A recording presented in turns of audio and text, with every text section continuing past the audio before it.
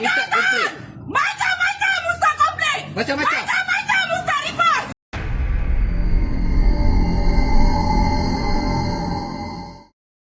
Okey.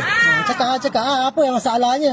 Awak tu yang memang masalah, busuk hati. Apa yang saya masalahnya? Apa yang saya busuk hatinya? Apa masalah? Apa yang saya busuk hatinya? Saya mengadu orang kampung cakap nak keluar Sempang susah. Apa benda nak bayar menipu? Apa yang nak menipu? Telefon ini keke. Apa gila telefon? Ustaz, aku ada dah. Ya. Allah ada, memang Allah ada.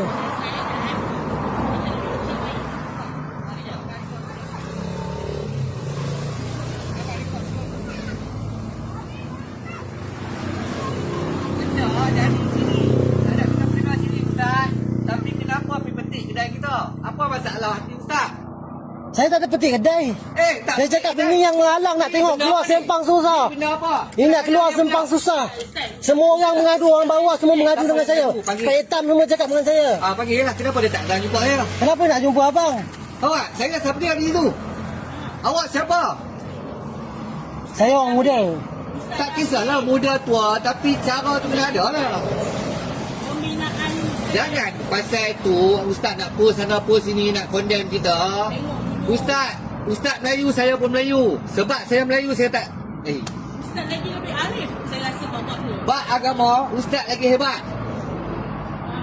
Tapi kenapa pakai 3 tahun Ustaz. macam-macam Ustaz komplain. Macam-macam Ustaz komplain. Macam-macam. Macam-macam Ustaz report.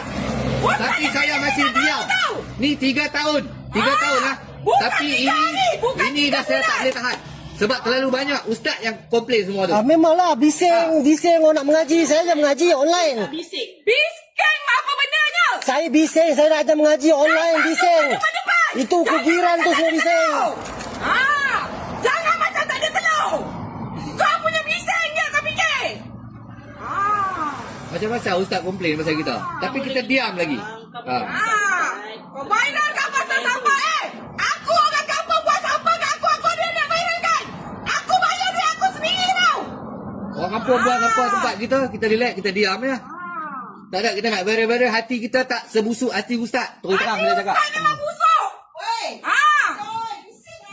Tak payah nak cakap bising. Ni kita orang jumpa dia tak ada kena-mena dengan awak. Aku kena bagi tahu Ustaz ni lah, janganlah viral-viral. Benda saya Orang sampai migrain. Orang rumah saya tak pernah migrain sampai migrain tak pernah tiup. Tak punya main Ustaz fikir. Saya makan ubat ni Ustaz dia fikir. Jangan nak fikir diri sendiri je lah. dia ada penyakit ke? Betul lah kau. Dia ada penyakit. Aku ni sabar je tau. 3 tahun. Kau ingat aku hidupkan apa hidup ni. Anak aku pun meninggal lah. Darah aku lah. Kedua kat sini kau tahu tak. Kau jangan macam-macam dah dengan aku. Aku ada limit tau. Aduh, dari kita hormat kita tak hormat lepas ni.